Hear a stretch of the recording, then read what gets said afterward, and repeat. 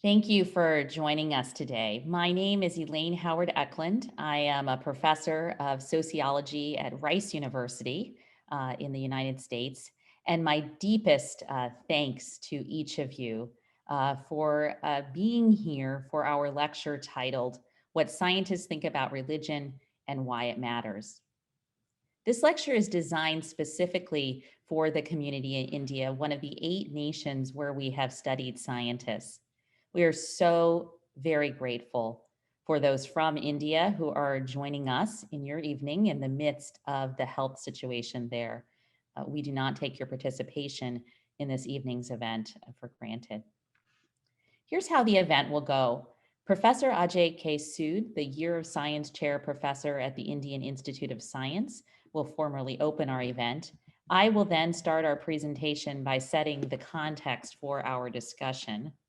Then David Johnson, who is an assistant professor of higher education leadership at University of Nevada, Reno, will walk us through an overview of the findings from the Religion Among Scientists in International Context study, an 8-nation, 8-year initiative that has been completed by our team. The next speaker will be Brandon Vaidyanathan, who is an associate professor and chair of the Department of Sociology at Catholic University of America. He will discuss our findings around religion and the workplace with a focus on India. I will then finish our presentation by discussing what some of our key findings might mean for gender disparities in science in India. After the presentation, there will be a time dedicated to questions from the audience. Please note that the audio, video, and chat will all be disabled during our comments right now, but you will be able to submit questions via the Zoom question and answer function during our remarks. That's the button that says Q&A. We very much encourage you to submit questions. If you'd like, you can include your name and affiliation when submitting your question, and we can read this information along with your question. The instructions for the question and answer are going to also appear in the chat window right now. It is my distinct pleasure to introduce Professor Aj K Sud, who will be formally opening our lecture.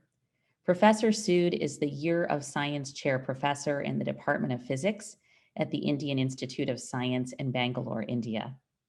He was president of the Indian Academy of Sciences from 2010 to 2012, Secretary General of the World Academy of Sciences from 2013 to 2018, and president of the Indian National Science Academy from 2017 to 2019. And in 2015, Professor Sood was also elected as a fellow of the Royal Society in London. Professor Sood has published more than 350 papers in peer-reviewed journals and holds a number of patents. He has also served as an executive editor of the international journal Solid State Communications. His work has been recognized by many, many awards and honors, including the Padma Shri, a civilian honor, and the National Award in Nanoscience and Nanotechnology from the Government of India. He has also received the Shanti Swarab Bhatnagar Prize. He is also winner of the G.D. Birla Award for Scientific Research, the TWAS Prize in Physics, the Millennium Gold Medal of the Indian Science Congress Association, and the Sir C.V. Raman Award of the UGC.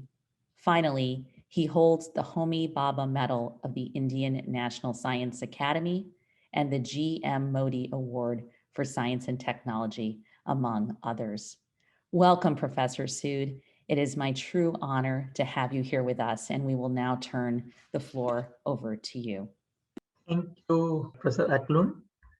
Good evening and welcome to today's lecture on a very interesting topic, what scientists think about religion and why it matters. I do recognize that this event is happening at a very difficult time for many Indians. I would like to wish everyone good health and safety.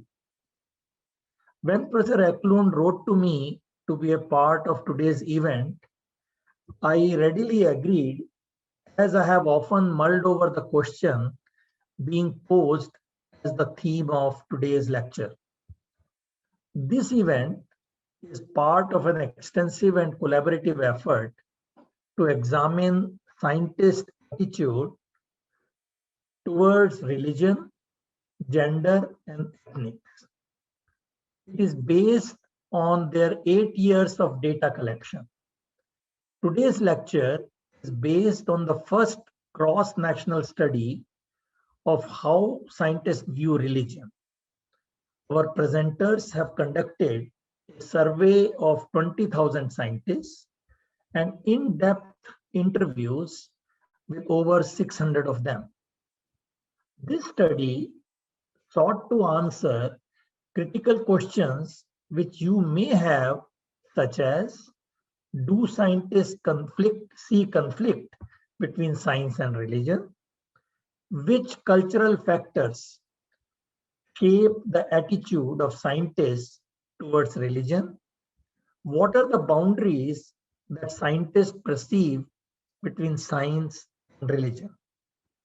Our presenters, Elaine Howard Ecklund, David R. Johnson, and Brandon Vaidyanathan will explore the nuances of what they have found with a particular focus on India. As they will highlight in their lectures, the science-religion interface in India is very unique. It appears that the view that these are in conflict is not as prevalent in India as it is in other places. Religion has always played an important role in our cultural and historical context. As India continues to rapidly expand its scientific infrastructure and aspires to be a technological superpower on the global stage, it may be interesting to ponder whether it can shed light on the relationship between science, religion, and spirituality. I'm anticipating a very lively and interesting evening. Now it is my pleasure to introduce our presenters for this evening. Professor Elaine Howard Ecklund is the Herbert S. Authorization Chair in Social Sciences and Professor of Sociology at Rice University. He is also founding director of Rice University's Religion and Public Life program. Professor Ecklund is a sociologist of religion, immigration, and science who examines how individuals bring changes to religious and scientific institutions. He is the author of 7 books and dozens of research articles. He has received grants from the National Science Foundation, Russell Sage Foundation, John Templeton Foundation, Templeton World Charity Foundation, and Society for the Scientific Study of Religion. Her research has been cited thousands of times by local, national, and international media. In 2013, he received Rice University's Charles Duncan Award for Most Outstanding Academic Achievement and Teaching. In 2018, he gave the Gifford Lecture in Scotland, and in 2019, he was president of the Society for Scientific Study of Religion. Professor David R. Johnson is an assistant professor of higher education leadership at the University of Nevada, Reno, in the College of Education, an appointment he began after a postdoctoral fellowship in the Department of Sociology at the University of Georgia. He specializes in the sociology of higher education, work and organizations, and science. The core of his research agenda examines how universities are renegotiating their social contract with society and the implications of changing social organization of academic science for stratification and inequality in the academic profession. Professor Brandon Vaidyanathan is an associate professor and chair of the Department of Sociology at the Catholic University of America. He holds bachelor and master's degree in business administration from St. Francis Xavier University in Nova Scotia and HEC Montreal, respectively, and a PhD in sociology from the University of Notre Dame. His research examines cultural dimensions of religions, commercial, medical, and scientific institutions.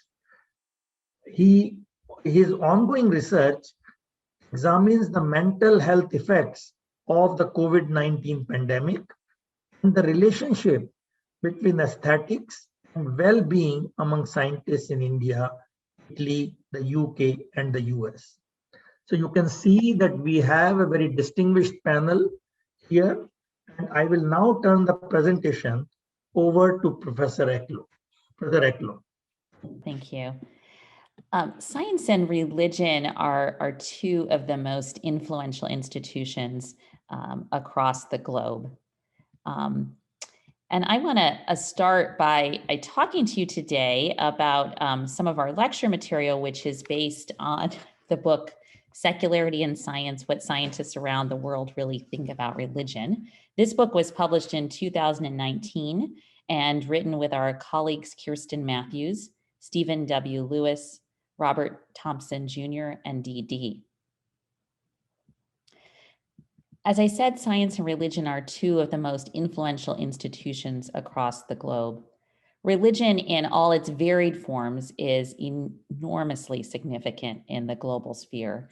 I probably don't need to tell listeners on this call that, but 5.8 billion individuals, nearly 85% of the global population, belongs to a religious tradition, and most of the rest of the 15% consider themselves spiritual to some extent. Science, of course, is also significant.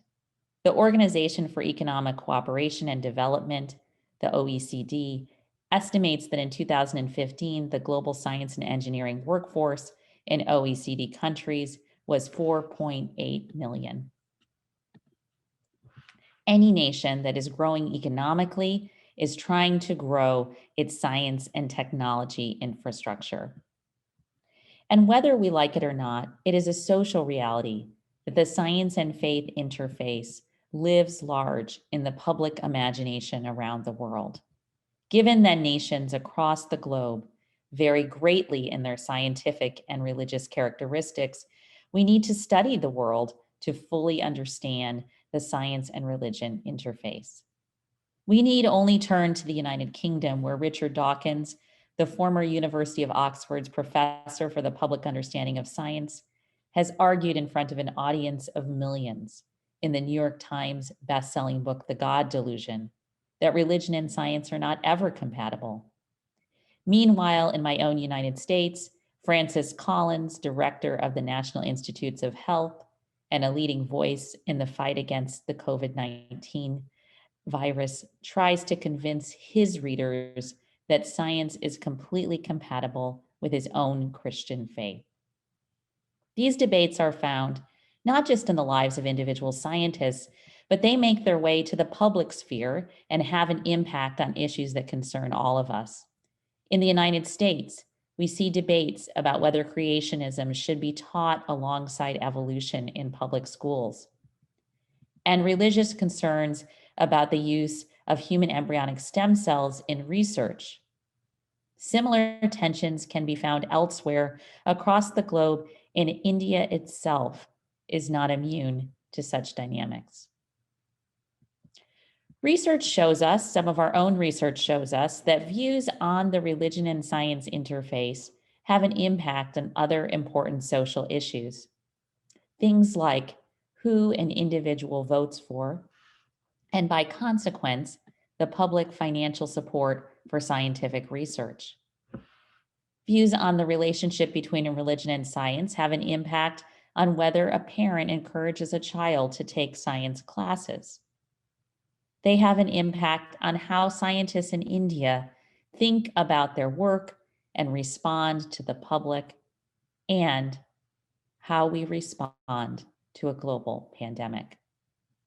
What is less apparent, however, is what scientists themselves around the globe actually think about religion and how such views might inform other social issues like ethics and gender diversity in science. Over the course of this lecture today, we want to make 5 key points.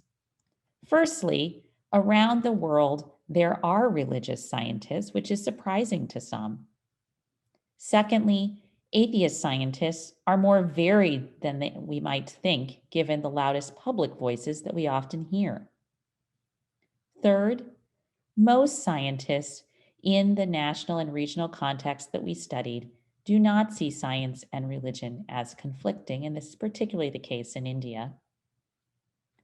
Fourth, we will also talk about the ways in which religion is relevant to scientific work in India. And fifth, we will talk about the science, religion, and gender connection and the ways in which it is distinctive in India. Now I'm going to transition to my colleague, Dr. David Johnson, who will provide an overview of the methods of the Religion Among Scientists in International Context Research Initiative and walk us through the first 3 points. Thank you, Elaine, and thank you to everyone joining us today. I'm going to start by offering a few details about the methods of this study. These data were collected from 2012 to 2015, and the analysis has continued for the last 6 years. Our study included 8 international contexts.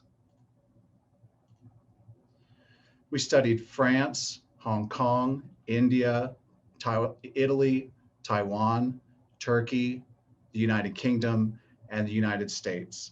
And these contexts are regions with very different levels of scientific infrastructure and different levels and types of religion.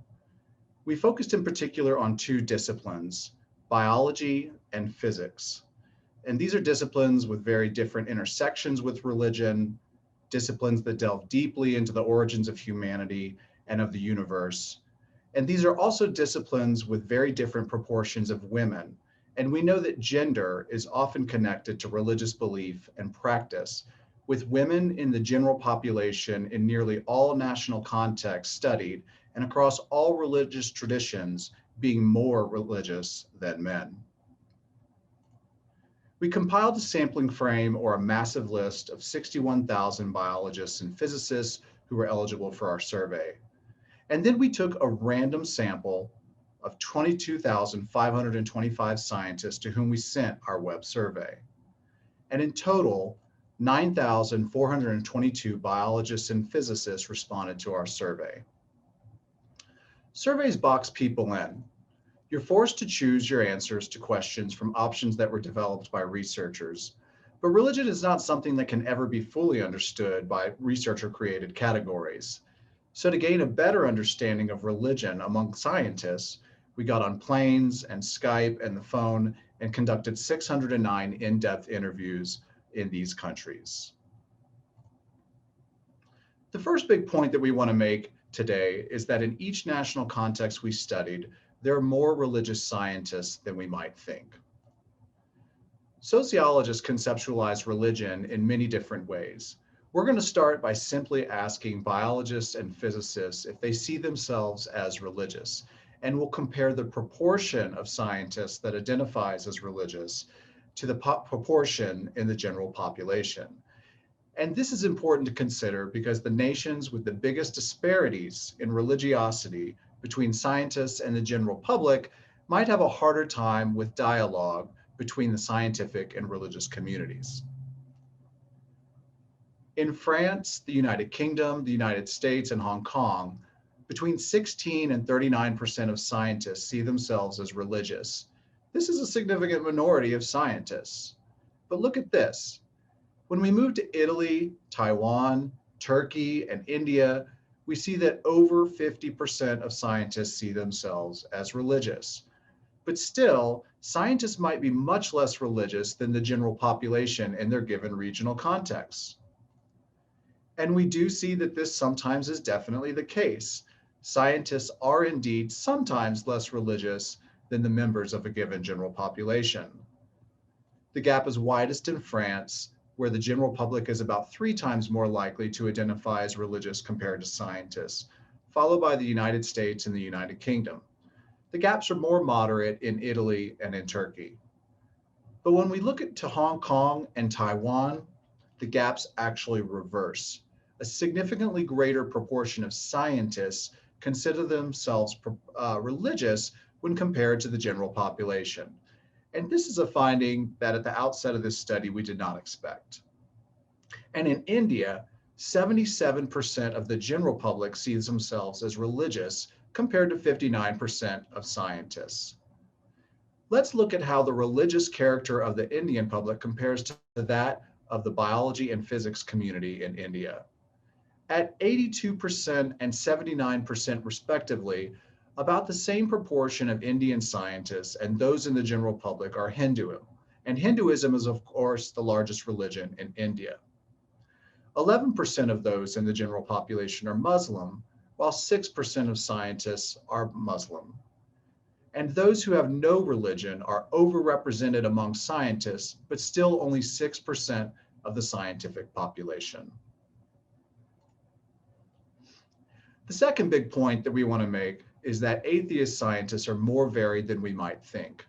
Scientists globally have a popular conception, perhaps because new atheists like Richard Dawkins have been so vocal that there's only one way to be an atheist, and that is to be vehemently against religion. But when we studied atheist scientists, that's not exactly what we found. There's considerable variation across the national context we studied in the proportion of scientists who are convinced atheists. And there are also important national variations in the differences between scientists and the general population when it comes to atheism.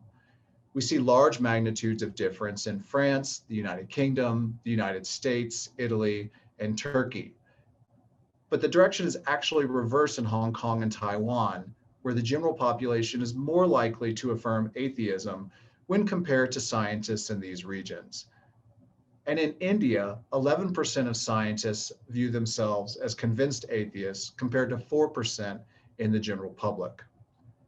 We took a closer look at this broad group of atheists and actually found that there are several different kinds that we uncovered in our study. And today we'll point out 3 of them. First, the modernist atheists. These are atheists who are convinced there's no God, they have absolutely no participation in any religious organization, and they rarely, if ever, interact with religious individuals. We found that even these atheist scientists do not entirely agree with Richard Dawkins. They think, for example, that religion has the potential to be helpful to society under certain conditions. For example, as one biologist that we spoke with in the United Kingdom told us, so if religion is moderate and if it's intelligent and conscious, then I think it's very beneficial. If it's irrational and hysterical and dogmatic, then I think it can be very dangerous and block science. The second type of atheist that we identified we call spiritual atheists. During our interviews with atheist scientists, many of them talked about seeing their work exploring the mysteries of the natural world or the cosmos as spiritual in some way. I think my definition of spirituality is fairly nebulous. The goal of my work is service to humanity, to impart a sense of wonder, and so that's part of all of my worldview that encompasses spirituality as well. And that is according to a biologist that we spoke with and many others like him. And perhaps the most apt to break some of the public stereotypes that atheist scientists are all against religious people, we found that there are atheist scientists who actively participate in religious organizations. According to this UK reader in physics, I have no problem going to church services. It's like looking at another part of your culture, but I have no faith religiously. It doesn't worry me that religion is still out there. And this approach to being both religious and atheist took on a particular character in India. A professor of physics who identifies as both Hindu and non-religious explained away the conflict view in the following way. This view comes because people confuse rituals with believing in God.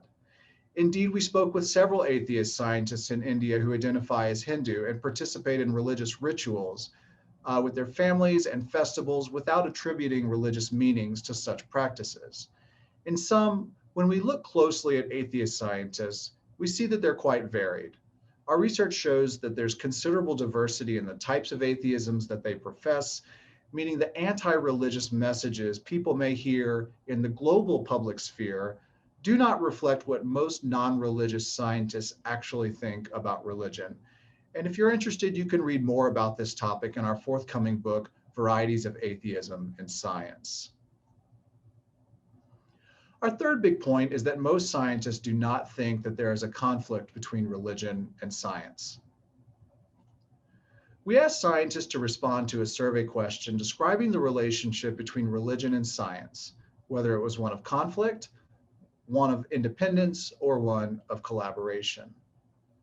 The dominant view for scientists in these 8 nations and regions is that science and religion refer to different aspects of reality, which is reminiscent of Stephen Jay Gould's idea of non-overlapping magisteria. In India, the largest proportion of scientists at 44% see religion and science as independent. But India is also a national context among those we studied where a large proportion at 27% see religion and science as having the ability to collaborate, second only to Turkey at 32%. Let's look at the independence view more carefully. Here's what this view looks like through the narrative of an Italian physicist. No, there is no conflict. Science and religion are completely distinct because the physical reality described by science and the existence or not existence of God. Again, there is no intersection in the sense that science can explain. In other words, you will never be able to prove or disprove God. God is outside the reach and the limits of science. There is indeed a minority of scientists in each national context who view science and religion as being in conflict, especially in France, the United Kingdom, and the United States. But there's also a strong minority, especially in Hong Kong, India, Taiwan, and Turkey, that view science and religion as having the ability to collaborate. As one biologist in the United States said, "For me personally, I don't experience a conflict. My religious side guides my hope for my professional work, and my professional work guides my openness to my religion." And as another example from India, a Sikh professor of biology in India told us, "We should take science and religion together rather than going our different paths. So I see it that religion is not inseparable from science. Religion should be connected with science in order that we can both flourish in their own way." And another professor, a Hindu professor of physics, told us, "There is some greater force there which controls everything. That's what I believe. So in that sense, yes, when I'm doing physics, I'm trying to understand that force. That's probably how religion comes in." So our research shows that the popular idea that science and religion are in conflict is simply not true for the vast majority of scientists. And now my colleague, Brandon Vaidyanathan, will say more about how religion comes up in the scientific workplace. Great, thank you, Dave. So the fourth big point that we want to make is that religion comes up in the scientific workplace. And this is even for scientists who are not personally religious. And this is the case especially in India. So in our broader cross-national data, one of the things we find is that especially in nations where there's a large proportion of foreign-born scientists, immigrants often bring their religious traditions with them. And religious immigrants are part of what makes the US and the UK science so diverse, for example. In some regional contexts, when the public is more religious than scientists are, scientists need to interface with the religious public. And scientists, even those who are not religious, often draw on forms of religion-based ethics to understand the ethical implications of their scientific work. And finally, an important way in which religion comes up in the workplace is through culture, and that is what we'd like to focus on at the moment. So the cultural dimension of the overlap of science and religion emerges in several ways in our research in India, and I want to touch on 4 themes in particular. First, through the institutional authorization of religion. Second, through accommodating religious practices of individuals. Third, through selective integration of religion in the workplace. And finally, this overlap of science and religion isn't always without challenges. Sometimes there can be conflict around maintaining boundaries between science and religion. So first, institutional authorization. Sometimes religious rituals and symbols that are brought into scientific spaces are authorized at an institutional level, for instance, during inaugurations or openings of scientific institutions or projects. One physicist commented about an invocation of a goddess at a scientific conference. He said the first thing that happened at this conference was an invocation of this goddess, and then there was a song and a hymn that was sung in praise of Goddess Saraswati, and then the rest of the scientific program commenced. So once the science started, there wasn't any other mention of religion, and this was not really a very uncommon thing. Another aspect of religion that is institutionally sanctioned is religious festivals, which are often celebrated on campuses. So here scientists tell us that these events are not simply religious. As one physicist told us, a lot of religious festivals are not just because of the religion, they are essentially social festivals. Things like Diwali, for example, if you walk up to my institute, the canteen is probably decked up, but it's got no sense of the religion, it's more of a social thing and a celebration. They may even celebrate particular regional or ethnic traditions, and they're celebrated and even organized by non-religious scientists at times. The second aspect of the science-religion overlap is through accommodations of religion. And one example here is the way in which religion might play a role in the relationship between professors and students, which some scientists say they saw as a guru-shishya relationship. Another example is when scientists make religious accommodations regarding students who consider astrology important. So for example, one physicist told us when students want to submit their work at an auspicious date or time, he is willing to make accommodations out of respect. He said, they say, okay, why don't we submit on the 22nd? 9 o'clock is a good time according to Hindu stars and all. Then I said, okay, that way religion is coming into the workplace. So even non-religious professors in this way make accommodations for the religious beliefs and preferences of their students. Another physicist gave the example of religious celebrations that some of their staff considered important, such as Vishwakarma Puja. As he explained, Vishwakarma is the mechanic god, so the technicians and engineers celebrate Vishwakarma in a reasonably big way. They invite me to come there to take prasad, and so I once in a while attend that because there are many of the machinists whose services I use, and I'm fond of them because they're very good machinists.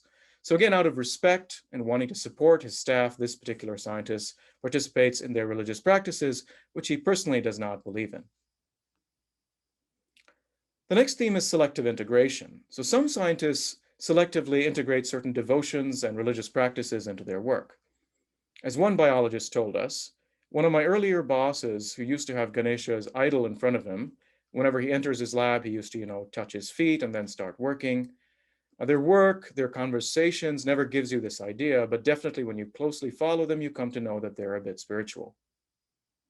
At times, scientists told us that they prayed at work. For example, one biologist who wasn't religious herself told us that she would ask her religious students to go and pray for their experiments to succeed.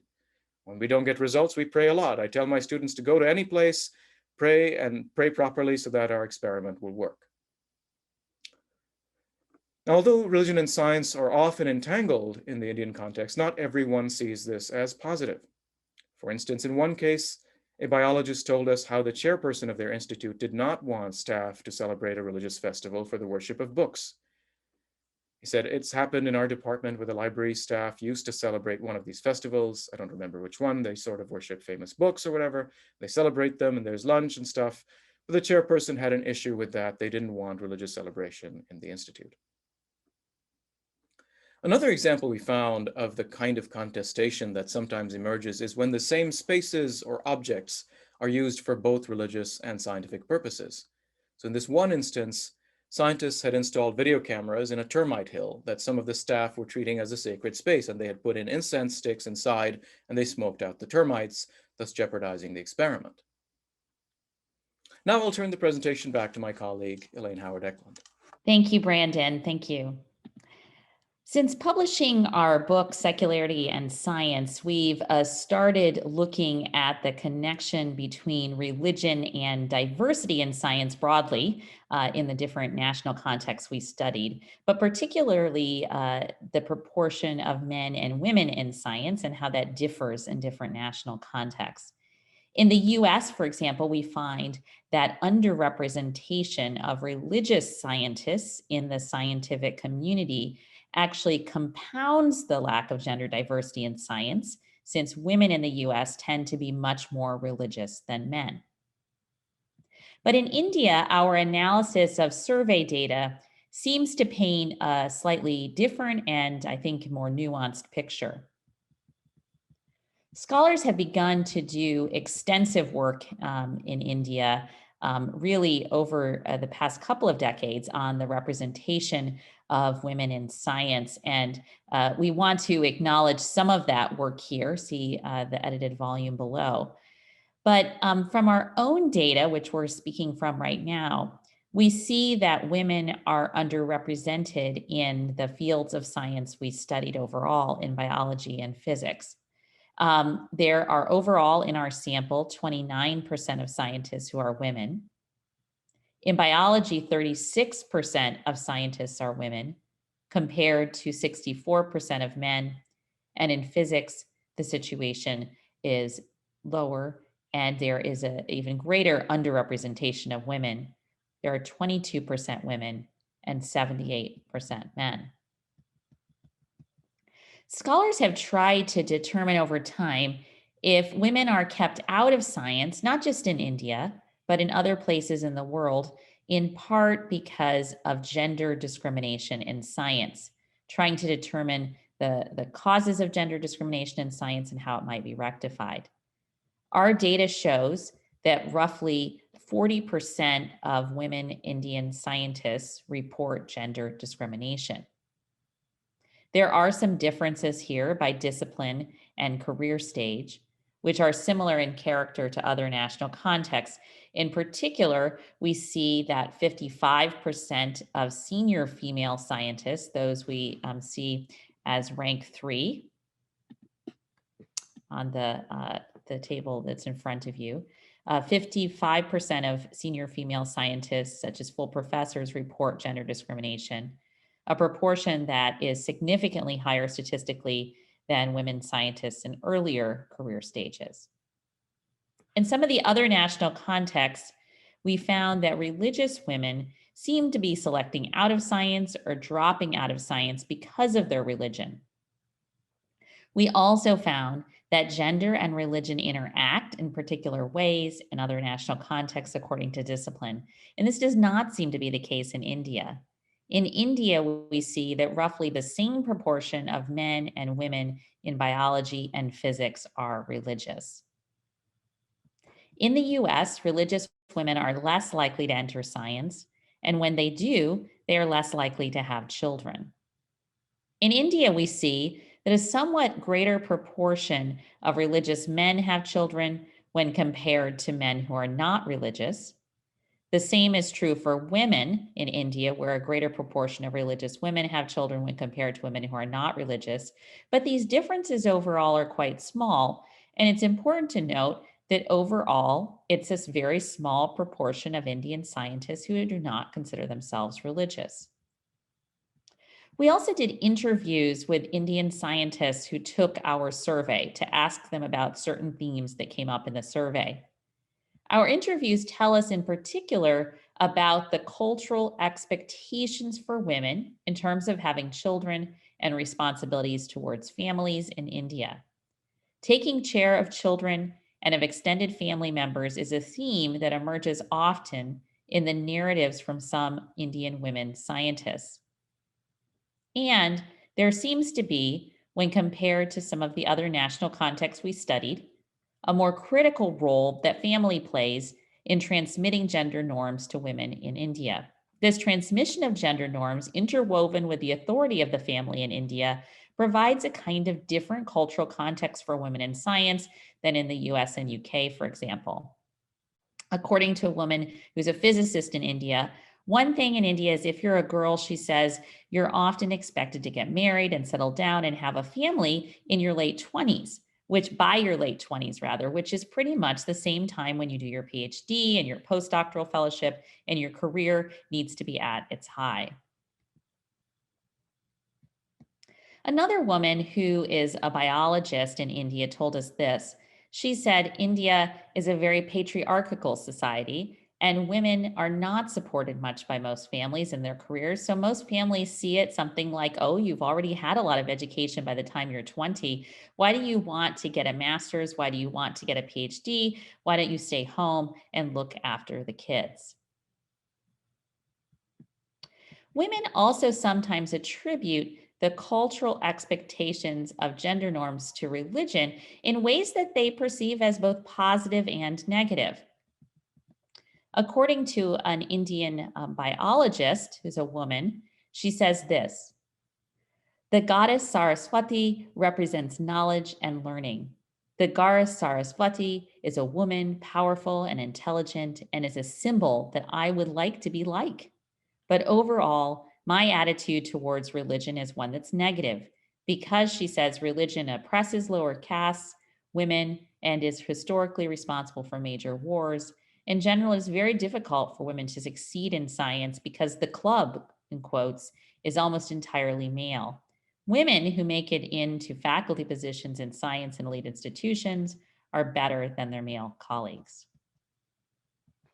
And now, stepping back from the data that we have presented here today, I want to conclude by emphasizing what an important case Indian scientists represent in our broader study.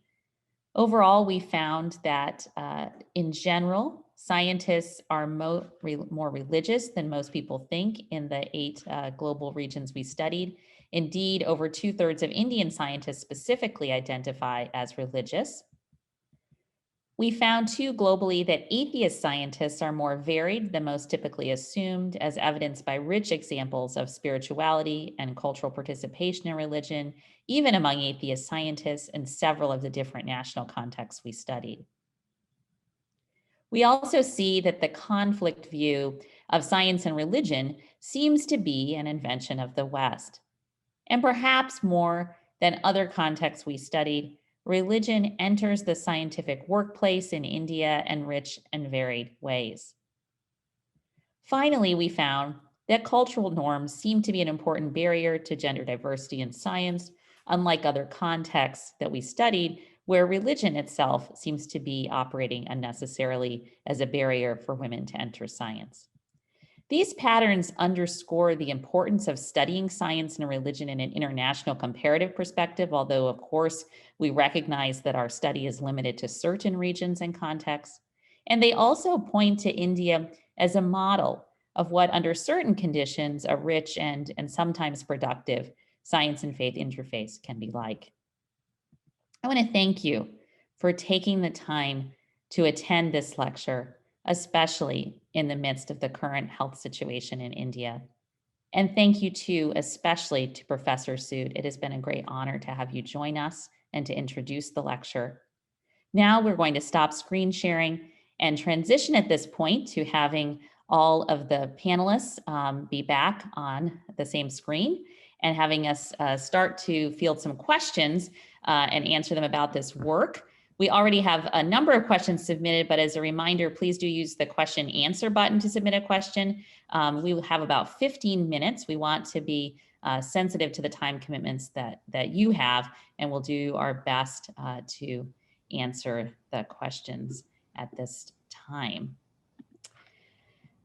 So I have been tasked with reading some of these out, so I will do my best here to get to some of those. So doing that right now.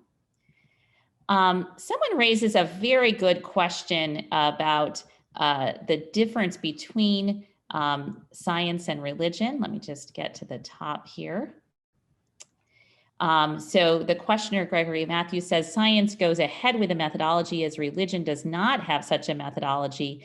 How can they be interfaced? Is there any epistemology or way of knowing for religion in particular? David, why don't you take that? The question is, science goes ahead with the methodology, as religion does not have such a methodology. How can they be interfaced? Is there any epistemology for religion? And I think the main epistemological grounds on which science and religion are interfaced are often what we commonly think about as being in tension with one another, because they primarily overlap in claims that each makes about the origins of humanity and about the origins of the universe. And of course, they do so in quite different ways. In science, there's a method and a process that's improved over time and does its best to produce what we might think of as objective knowledge. And in religion, it's primarily through traditions and texts and interaction within communities to make sense of the world around us. And so I would say that our study does not directly inform this specific question that's been posed to us, but of course it's at the core of what we're interested in, because it is these epistemological grounds and the way that they interface with one another that people develop their views in terms of whether they think science is conflicting or independent or collaborative with one another. Thank you. So someone also is wondering why we didn't have Professor Sood speak. And I think that's because, of course, this was a lecture just about this particular research study, but that we conducted, but we are very, very honored, again, want to say that clearly, that Professor Sood was with us. The next question is from Frank Jacques, who says, what were the proportion of levels of scientific expertise of responders? Elite scientists most likely would not be religious. The questioner says most scientists have no graduate degree. Most scientists with no graduate degree, rather, do not think much about philosophy of science. Brandon, why don't we give that one to you? So we had in our sample everyone from PhD students all the way through to senior scientists and even professors emeritus, and so you had a variety of variation in levels of education. I guess by and large, your average scientist has not studied philosophy of science per se, so I'm not sure whether that particular anything in particular about philosophy of science is part of scientific training necessarily. I would say that in terms of the science-religion relationship, we did find perhaps a bit more religiosity among younger scientists. I think we found more, at least in our sample, we found, for instance, more likelihood of embracing astrology or having astrology rings on one's hand. We found that more among younger scientists than older scientists. So we don't know if part of this is also a generational shift in religiosity in India. But in terms of philosophy of science, it's hard to ascertain because I don't think that's part of formal training. And so in terms of their views on the science-religion relationship, it's hard to tell what sort of formal education has influenced that. Thank you, Brandon. The next question comes from Job Kazhadtharam. It is important to clarify what is meant by religion and science. What was your idea of religion when you introduced the scientists? That is an excellent question. We actually spent quite a bit of time doing focus groups in each of the national contexts we studied to try to get what we would think of as a valid definition of religion relative to the context. And then we found that the definitions were so varied, it was going to be impossible to do a survey where we adequately captured valid measures of religion across national contexts. And so what we did, though, and this was actually surprising to us as researchers, we found that people seemed to know what the word religion meant as relative to their context. And when they answered our survey, were thinking of religion in their context. So just using the word religion ended up being the most valid way that we could measure religion on a survey. But we did follow up with more particular measures in our broader study, as well as, of course, did in-depth interviews so that scientists could narrate conceptions of religion in their own terms. The next question is from Ashok Kumar Jain, who says, I feel that the institution of religion in India and that in the West is quite different. Indian religions are not controlled and guided by a single source like a pope or, say, the Quran. It has always been a multi-belief and dialogue-oriented in India. I therefore feel that a discussion and dialogue is natural to Indian religions. This must be taken into account when analyzing the data or even when collecting the data. Brandon, why don't you take that question? Yeah, I think that was the view reflected by a lot of our respondents, that I thought it was, I think a number of scientists said it's more natural in India to not see the kinds of overt conflicts between science and religion, particularly epistemological conflict around things like evolution, right? So that was, at the time when we collected the data, 2012 to 2015, the idea was there really is no conflict around evolution in India, for instance, right? Now that has changed a little bit. There have been at least news reports we followed, in the last couple of years, but there was overall a sense, and there's more recent data in South Asia more generally that the Pew Research Center has done, and they've found that Hindu populations in particular express the least amount of tension between science and religion compared to other religious groups in the region in South Asia and Southeast Asia. So I think there is something about that tradition of multiple faiths and the pluralism, but also I think the Hindu perspective that sees science and religion as equally valid ways of knowing, for instance, or both as sort of aspects of spirituality, and those were expressed by some of our respondents. Oh, very good. Thank you. The next question is from an anonymous attendee who says, regarding the collaboration perspective, is it distinctive in India because of the pervasiveness of religion, especially Hinduism in India? David, why don't you take that one? Yes, I do think that that the collaboration perspective is much more likely to be found in non-Western contexts, in particular in India, where religion does seem to be quite pervasive. And we're unable to statistically account for that, but certainly having spent a lot of time analyzing both the quantitative and qualitative data, and then comparing cases with one another, that does seem to affirm the point made by the guest in the audience. I would offer, by way of contrast, a country like France, where there's a very strict separation and very low representation of religion. You're much less likely to view science and religion as having the opportunity to collaborate because of their tradition of laïcité, which strictly emphasizes not allowing religious symbolism in public institutions, for example. So I do think that you're exactly right. Thank you, David. Thank you. I will take the next two questions. The first from Athri-R, who says, did you ask any of the scientists about their relationship to prayer? Does prayer hold power? Any experience sense of what that power is? So as social scientists, of course, we are asking people what their perceptions of prayer is. We're not equipped with the kinds of methods we have to understand what power prayer does really have or not have.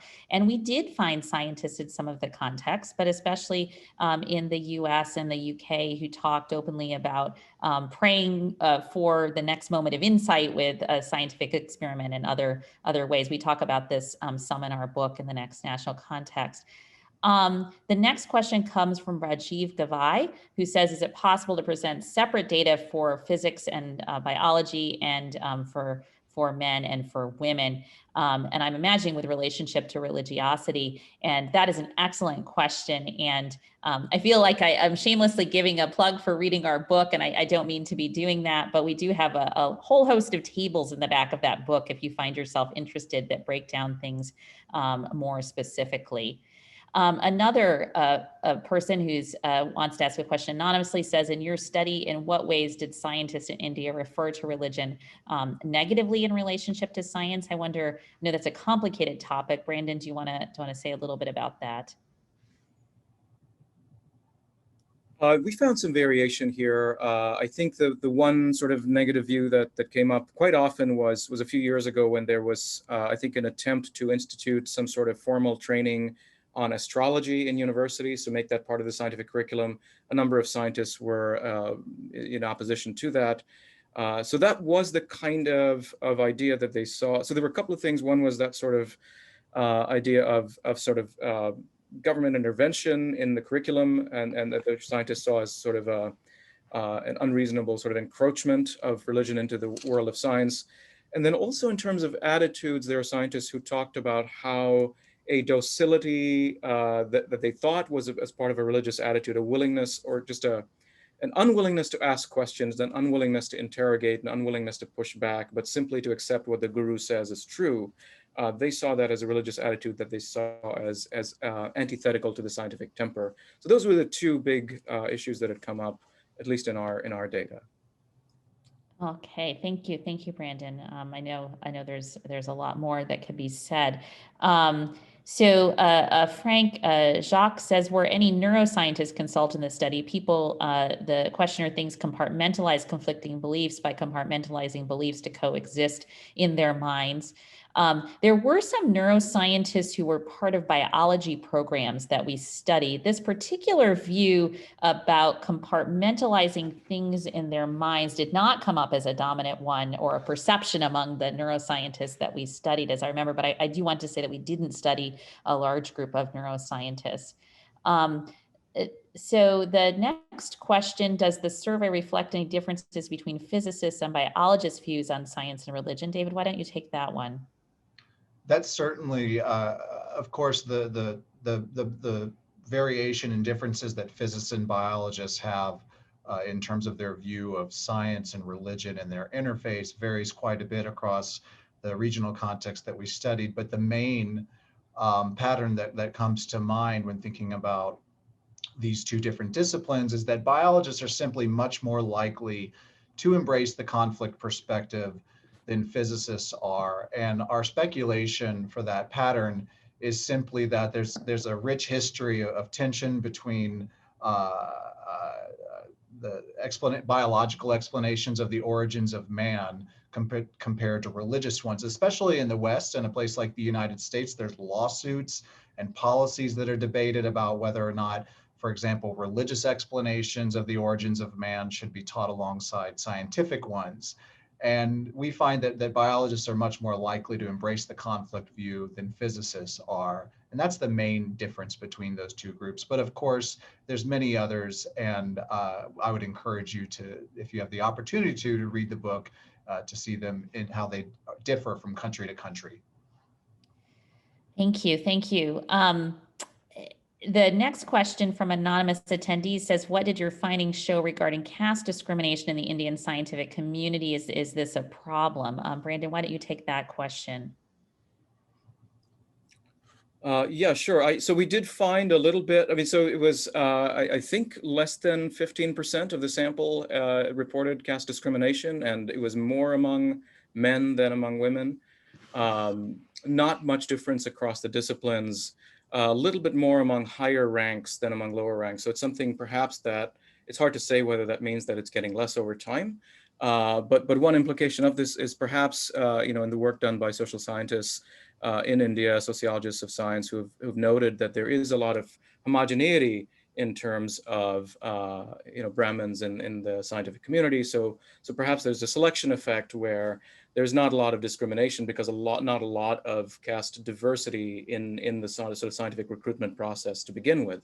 But yeah, whether the majority of those from non-Brahmin castes are being discriminated against is hard to say because we can't ask a specific question about what their caste is. But there's some interesting research that's been done on this in India by other scholars. Very good, very good. I'll take the next question, which is, do you have a sense of how open scientists in India can be about their religious beliefs amongst their scientific colleagues? From my experience, I would say folks avoid the conversation since it's such a minefield of judgments and assumptions. It's such an interesting question, and of course, one we asked. And I think comparatively, Indian scientists were more open about conversations about religion when compared to the other national contexts that we studied, which was interesting to us. There was much more of a sense of being able to talk about religion in the scientific workplace when compared to those other national contexts. We do wonder, though, if and to what extent the situation has changed since we collected these data in India, which was now several years ago.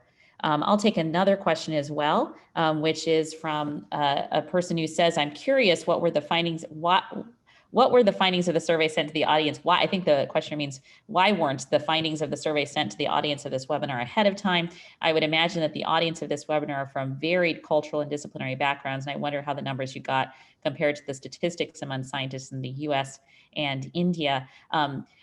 Our survey was a bit long and we didn't want to bore you with it. But on the other hand, we did send a short survey to people who were invited to the webinar. And so I hope you filled that out. And some of the questions actually were replicated from our survey that we sent to Indian scientists several years ago.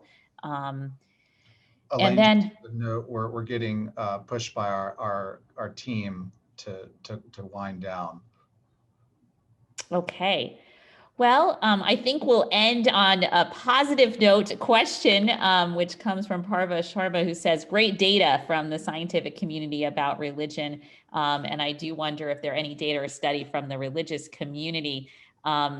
One of the best things a researcher could say is that this provides a research agenda for someone else to pick up. There is not the kind of cross-national comparative study I think we need of this type of what religious communities think about science, which in some ways would be comparatively even harder to do than the study that we did, but we would encourage that kind of work going forward.